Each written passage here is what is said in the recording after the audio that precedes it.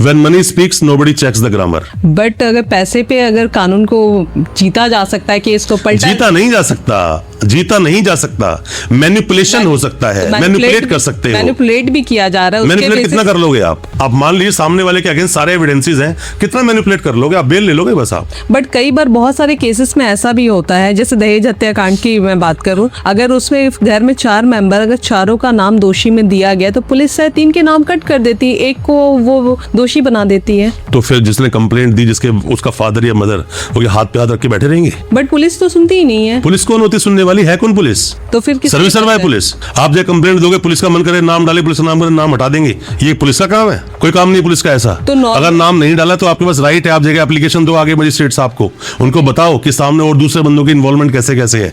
इसीलिए ना कॉग्निजेंस का एक प्रोविजन होता है, जब पुलिस अपनी चार्जशीट रेडी करके कोर्ट में देती है, केस बाद में चलता है, पहले कॉग्निजेंस लिया जाता है। जज साहब की वो पावर है कि ये केस चलेगा कि नहीं चलेगा, और चलेगा तो इसमें और कौन कौन अपराधी हैं जिनको छोड़ दिया गया, या फिर ये भी हो सकता है फर्जी में वो चार्जशीट लगाने के लिए आ गए हैं जबकि उस केस में चार्जशीट नहीं लगनी चाहिए थी। इसी देखो, मैं बस लोगों को ना ये समझाना चाहता हूं कि आप ना पुलिस को सर्वे सर्वा मत मानो। पुलिस सर्वे सर्वा नहीं है, पुलिस एंड नहीं है कानून का, कुछ शुरुआत भी नहीं है। इसमें आपको सिर्फ अपने अधिकार पता होने चाहिए। देखो आप ना मैम, ऐसा होता है कि हर चीज के लिए हम एक अपने साथ में एक सेफगार्ड खड़ा कर दें, ये इतना इजी नहीं है। पहले बोलते चैरिटी बिगिंस फ्रॉम होम। पहले आप अपने आप से अपने आप को पहले ट्रेंड करो कानून के मामले में। मैं कह रहा हूं कोई शिक्षा लो चाहे मत लो, कोई किताब पढ़ो चाहे मत पढ़ो, कानून किताब जरूर पढ़ो। इसलिए पढ़ो कि आजकल ना आप घर में भी सेफ नहीं हो, पड़ोसी आपको इतना परेशान कर दे, घर बेच के भागना पड़ जाएगा आपको। बाहर आप सेफ नहीं हो, आप स्कूटर पे जा रहे हो, आप स्कूटी पे जा रहे हो, अपनी गाड़ी में जा रहे हो, तो कोई ना कोई आके आपको वो बियर पीता हुआ जा रहा है, बोतल फेंक के चला गया, वहां क्या करोगे आप? घर पे आके बैठ जाओगे आराम से। अब मेरा कहने का मतलब क्या है, अगर आपको कानून का पता है, अगर आप रास्ते में कहीं इमीडिएटली कॉल 112 नंबर पर कि ये लोकेशन है, मैं यहाँ पर हूँ। अभी ये भी कोई 2 लोग गाड़ी में थे, बियर पी रहे थे, गाड़ी उन्होंने बोतल फेंक के मारी, मेरे कांच से टूट गया है। आप इमीडिएटली इनको देखो बंदे कहाँ गए, कौन है, कैसे। और मुझे ऐसा डर है, मैं तो बच गई, किसी के साथ गलत भी हो सकता है। ये तो हमारा सांड है ना, ये तो यहाँ बेड़ा बच गया, दूसरे को मार देगा, को भी नुकसान पहुंचा सकता है, तो दूसरे को मार देगा। मैं इसलिए बोल रहा हूँ मैम, सबसे पहले अपने आप को कानूनी जानकार बनाओ, अपने आप को एजुकेटेड बनाओ, उसके बाद आप सोचो कि आप समाज का भला कर पाओगे। आप अपने बच्चों को सेफ्टी नहीं प्रोवाइड कर पा रहे हो, क्यों? आप कानून नहीं जानते हो। कानून नहीं जानते। जस्ट लाइक कि मैं फिर से उसी पॉइंट पे आऊँ कि अगर कानून FIR में से लोगों के नाम कट कर दिए जाते तो पुलिस से बातचीत करने में, उन्हें कानून समझाने में, या उनसे कुछ क्लियरली कट टू कट बात करने में भी लोगों को डर लगता है, क्योंकि वो बहुत गलत तरीके से पेश आते हैं, या गलत तरीके से बोलते तुझे भी अभी डाल दूं केस कुछ डाल के, तो लोगों को लगता है कि भाई मैं अगर जाऊंगा तो वो मुझे भी किसी केस में वो डाल देगी। तो ऐसे में कोई कैसे फिर पुलिस को फेस पीके मूवी बोलता है ना, पीके मूवी में बोलता है वो,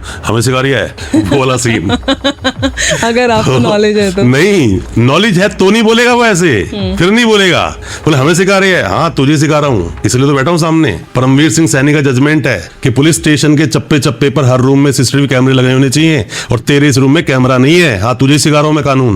वो गया जानकार है, तो वो गया कोई बात नहीं, तू मुझे अरेस्ट कर, मुझे ये भी पता है 105 BNSS के अंदर तू वीडियोग्राफी करेगा, तब मेरी सर्च करेगा, सीजर करेगा, करना शुरू कर। वो गया तो कानून जानता है। फिर आप उसको आगे बताओगे, तू मुझे उठाकर लाया, अभी तक भी DK बासु के जजमेंट के हिसाब से तूने मेरी फैमिली को इन्फॉर्म नहीं किया, ये मेरे फंडामेंटल राइट का वायलेशन है। एक्जेक्टली, फैमिली को इन्फॉर्म बताओ कि हाँ मैं तुझे सिखा रहा हूँ भाई, किसी और को नहीं सिखा रहा हूँ। तूने अरेस्ट में बना दिया मेरे सामने सामने, मैंने देख लिया, तूने ग्राउंड ऑफ अरेस्ट नहीं बताया मुझे अभी तक। हाँ मैं कानून तेरे को ही बता रहा हूँ। तूने मेरा सर्च किया, मेरी जेब में से 23,000 रुपए निकले हैं, तूने इसमें 300 रुपए दिखाए हैं, तूने पैसे गमन किया है। हाँ कानून तुझे ही सिखा रहा हूँ। जब आप इस तरह बात करते हो ना मैम, देखो ऐसा होता है कि आप ना सामने जब एक बोलते ना कि शेर की मान में जाके शेर से ही पंगे लेना, उंगली करना सही नहीं है, पर फिर भी आप जब फंस जाओगे तो क्या करोगे? लेकिन इस तरीके से बात करने से तो पुलिस मारपीट भी कर सकती है। नहीं कर सकती ना मैम, जो कानून जानते हैं ना उनके साथ नहीं करती। कई बार ऐसा होता है कि जब पुलिस अरेस्ट करती है तो उनके पास कुछ महंगे फोन मिलते हैं, कुछ कैश मिलता है, जो रिटर्न नहीं करती है। नहीं मैम, ऐसा होता है कि आप ना अल्टीमेटली क्या होता है कि लोग ना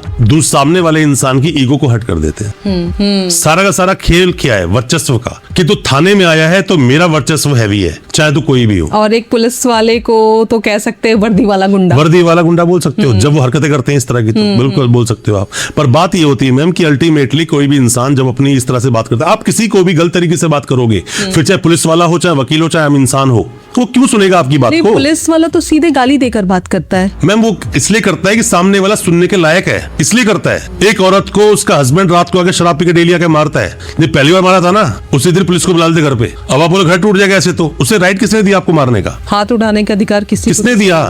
देखो, या तो आप परिवार को, घर को चला लो, या तो अपने डिग्निटी को बचा लो।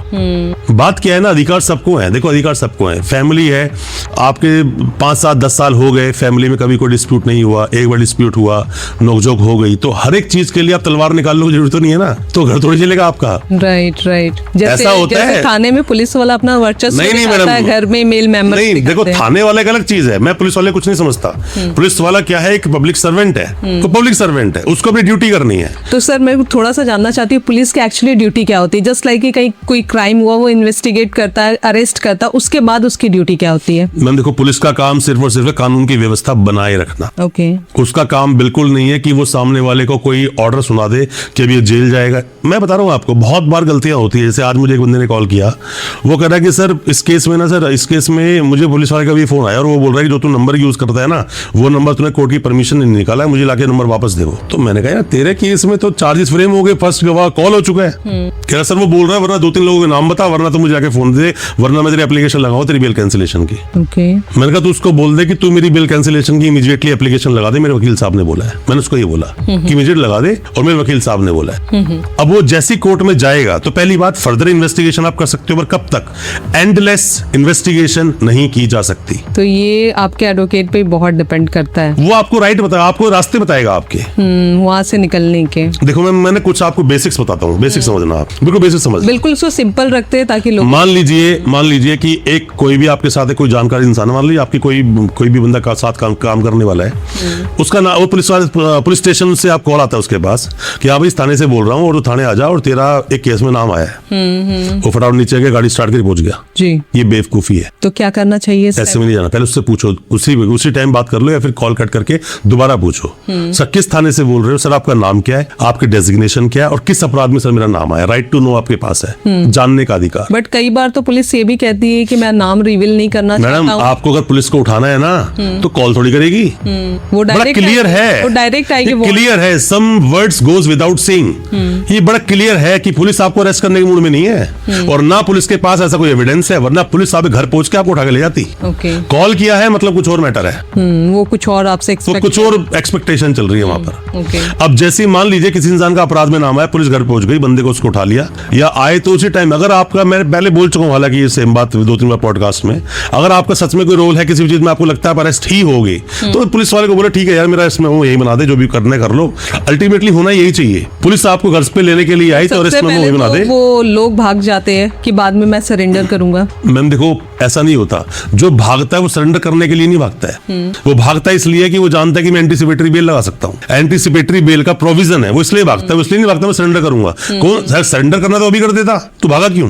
भाग कर तो समस्या तुमने बढ़ा ली। अब मान लीजिए किसी अपराध में किसी का नाम आ गया, अब नाम तो आ गया पर उसने अपराध कभी करा ही नहीं, तो उसके पास रेमेडी एंटीसिपेटरी बेल ले ले, यही तो एंटीसिपेटरी बेल की रेमेडी होती है। बट लोगों को लगता है ना, पुलिस को डायरेक्ट सरेंडर करूंगा तो शायद पुलिस मारेगी, थर्ड डिग्री देगी, टॉर्चर करेगी। मैम पता है, देखो मेरी बात सुनो आप, चीजों को ना, आपको ना दुनिया में बहुत सारे लोग ऐसे मिलेंगे, वो आपसे सवाल पूछ रहे होंगे, आप जवाब दे रहे होंगे, फिर भी ना उनका कभी सवाल खत्म नहीं होते, वो डर में जिंदगी जी रहे होते हैं। करेक्ट, ठीक है ना।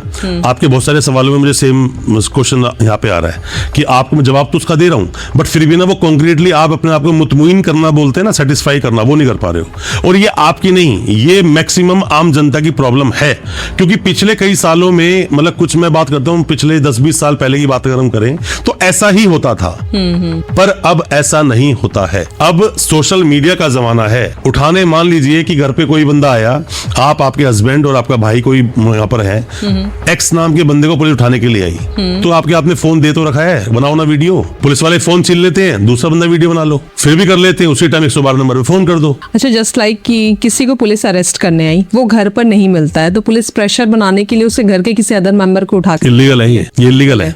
मैंने अपराध किया तो मुझे ही पुलिस ढूंढेगी, मेरे किसी भाई को, फादर को, मदर को उठाकर थाने नहीं लेके जा सकते। बट ये तो अक्सर देखा जाता है, होता है, प्रैक्टिस ही यही है, पर ऐसा होता नहीं। वो उसका अपराध क्या बेचारेगा, पूछताछ करनी है ना, बुला लेना आप, नोटिस करके बुला लेना आप उसको पुलिस स्टेशन, वो आ जाएगा अपने वकील के साथ, भी नोटिस देना देना होता हाँ नोटिस देना पड़ेगा, आप कौन ले आने वाले काम में? But- उसने अपराध क्या किया है? बट सर कई बार ऐसा देखा गया है कि घर पे भाई पिता सोते रहते, चलिए आपका बेटा या आपका भाई इस अपराध में शामिल है, मैम वो देखो, नहीं मैं फिर बोल रहा हूँ, ये बहुत सारी चीजें, ये कहाँ लिखा है, कौन सी किताब में लिखा है, मैं जानना चाहता हूँ, क्योंकि मैं बड़ा क्यूरियस रहता हूँ कोई भी चीज नई सीखने के लिए।